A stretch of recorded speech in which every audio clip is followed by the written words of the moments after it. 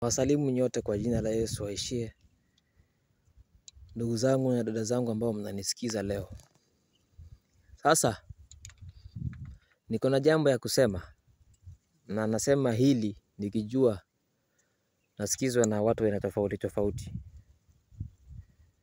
Duniani hapa tunapoishi, ama acha niseme ulimwengu tunaoishi, si ulimwengu mzuri sana.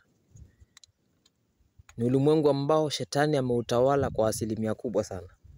Na wanadamu kwa bahati nzuri au mbaya wamekosa kutambua hiyo. Lakini nashukuru kwa sababu Mungu akaamua kujitoa mwenyewe ili amwokoe huyo mwanadamu asiangamizwe na njama za huyu shetani mbaya. Lakini nasikitika kusema hivi, pale Mungu anapojaribu sana kumsongea mwanadamu amrudie, ndio hapo hapo mwanadamu anazidi kusonga mbali na uso wake. Anaenda mbali na uso wake. Nilikuwa nasikiza televisheni juzi, akutana na mwindi mmoja.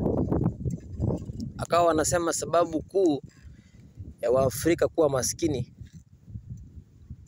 Ukitembea hapa Afrika, hasa kwa mfano Kenya, baada ya mita 10 unapata kanisa, baada ya mita 10 kanisa, baada ya mita 5 kanisa. Yaani makanisa na misikiti yamekuwa mingi kuliko biashara. Na ndio maana wazungu wamewashinda Waafrika kwa biashara na uchumi wao unakuwa. Ndugu yangu, usidanganywe. Manake nilipomsikiza yule mzungu nilifikiria, nilijiweka kwa nafasi yake. Nione ni watu wangapi wanawaza kama vile huyu mzungu anavyowaza. Mwindi.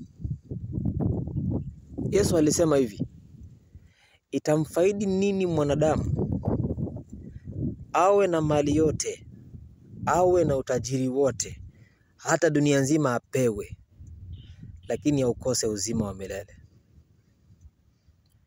Wacha nikwambie kitu. Afadhali uwe maskini, uwe hauna kitu, lakini uwe uko na Yesu. I tell you. Na pengine nikiongea hivi nitapingwa na nitakemewa, nikejeliwe, niambiwe mimi ni, wazungu wanasema the enemy of progress. Mimi ni adui wa mafanikio, sitaki watu wafanikiwe. Hapana. Lakini ndugu yangu, usiweke mafanikio mbele ukose kukumbuka kwamba hata mafanikio ukiyapata yatakufaidi sasa, lakini yapo maisha baada ya sasa. Na je, ukifa mafanikio hayo yatakufaidi wewe? Sawa, Afrika wako maskini, hawana pesa kwa sababu wao wamethamini sana kuabudu, wamethamini sana kusifu, wamethamini sana makanisa kuliko biashara. Na wazungu wameacha kuthamini kuabudu, wameacha kuthamini makanisa, wameacha kuthamini kila ile kitu, wanathamini biashara. Na ndio maana waendelea, magorofa yako huko, manyumba yako huko, hata Waafrika wanaenda kukopa huko. Wameamua kuthamini ushoga, ubasha, usagaji, lesbianism, gayism. Wazungu wameamua kuyakumbatia na kumwacha Mungu. Nikwambie kitu, Mwafrika jichunge sana na mzungu. Jichunge sana na usimuige mzungu hata kidogo. Na wapenda sana, ni ndugu zangu na dada zangu, lakini tabia walizonazo sio njema. Basi kama kweli Mungu kawapenda na anapenda wanachokifanya, kwa nini sasa wanasumbuka huko? Angalia mafuriko yaliyoko huko. Angalia mioto inayowaka huko. Angalia vita vinavyoendelea huko uzunguni. Angalia ile mapigo ambayo Mungu ameruhusu wazungu wayapitie sasa. Angalia mali yao, utajiri wao umekosa, umeshindwa kuwasaidia. Akili zao wanazosema wamesoma sana, imeshindwa kuwasaidia. Mungu amewaibisha, lakini bado wanaendelea kumtukana na kumtusi. Nikwambie kitu, ridhika na hali ulionayo. Kula sima na mchunga uchungu, lakini Yesu usimkose. akae ndani yako.